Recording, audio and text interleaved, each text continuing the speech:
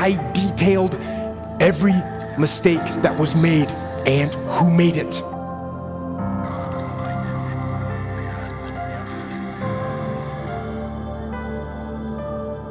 And I pointed out every failure in the planning and the preparation and the execution. And I pointed out who was responsible for that failure.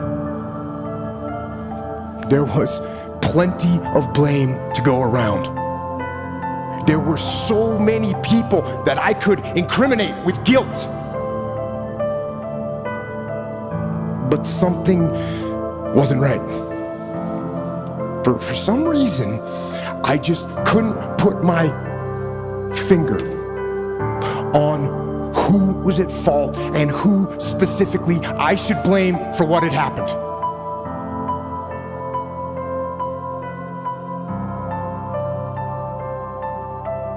And I went over it again and again, and I struggled for an answer. And it hit me like a slap in the face. And I realized that there was only one person to blame, and I knew exactly who that person was.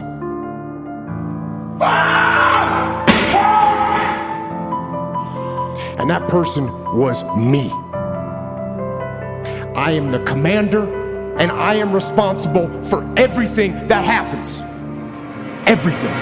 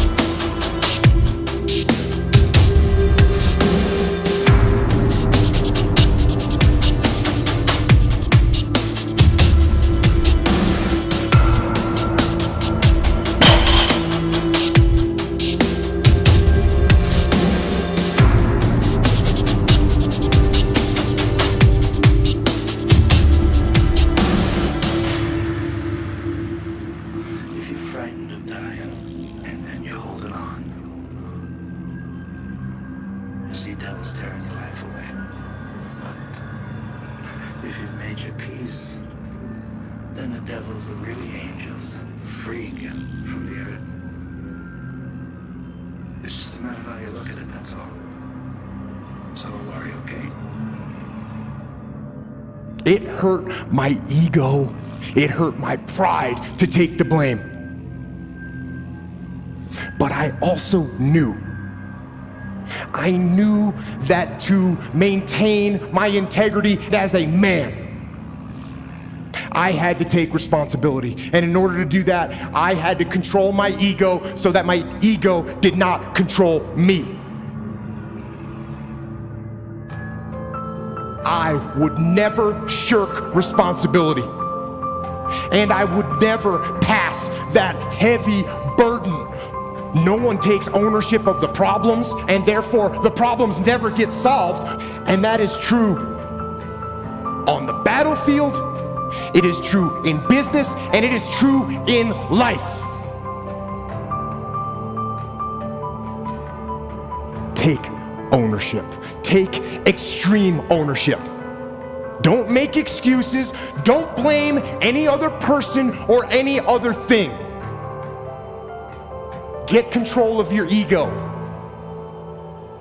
Don't hide your delicate pride from the truth.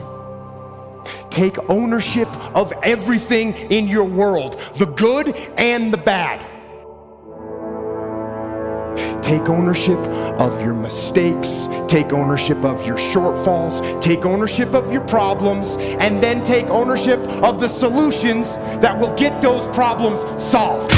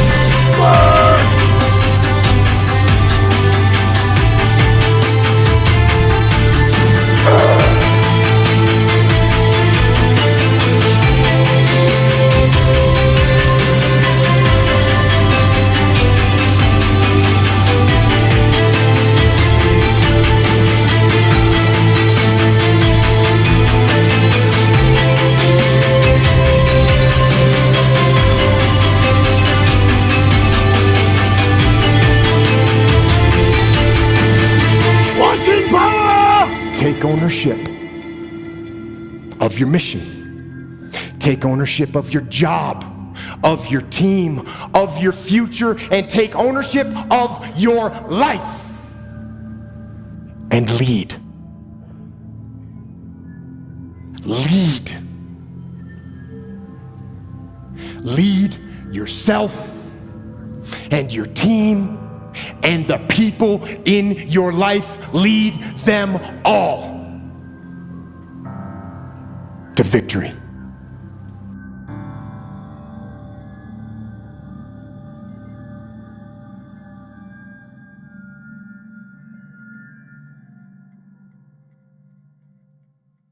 You are likely to have I love the way they say it, you have 3 to 6 months of good health left, right? Optimism and positive phrasing. It's sort of like when you're at Disney, what time does the park close? The park is open until 8. Right? So I have 3 to 6 months of good health. Well,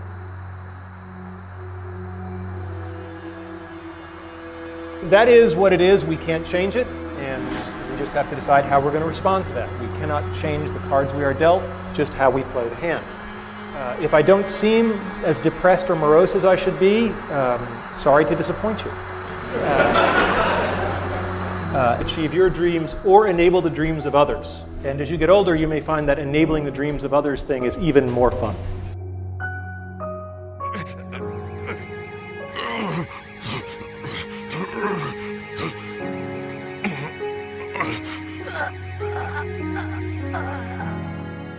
The brick walls are there for a reason, right? The brick walls are not there to keep us out. The brick walls are there to give us a chance to show how badly we want something. Because the brick walls are there to stop the people who don't want it badly enough. They're there to stop the other people.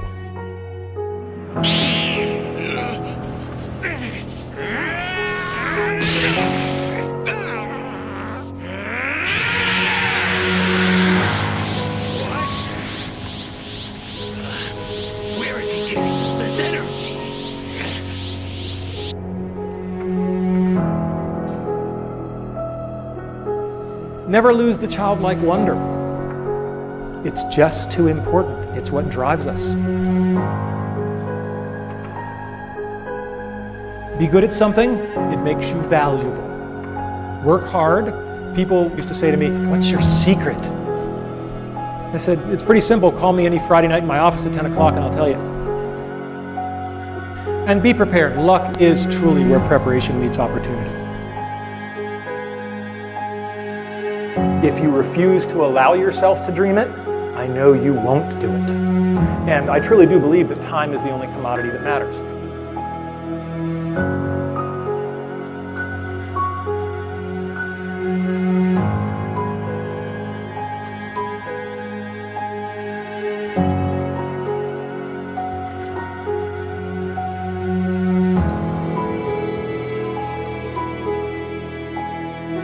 But the power of dreams are that they give us a way to take the first step towards an accomplishment.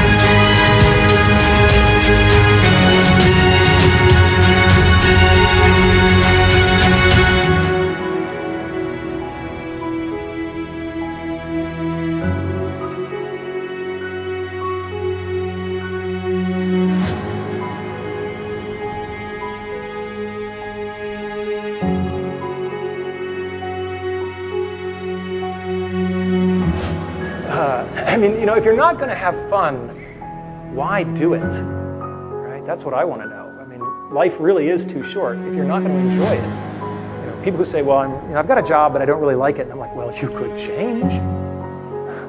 Well, that would be a lot of work. You're right. You should keep going to work every day, doing a job you don't like. Thank you. Good night.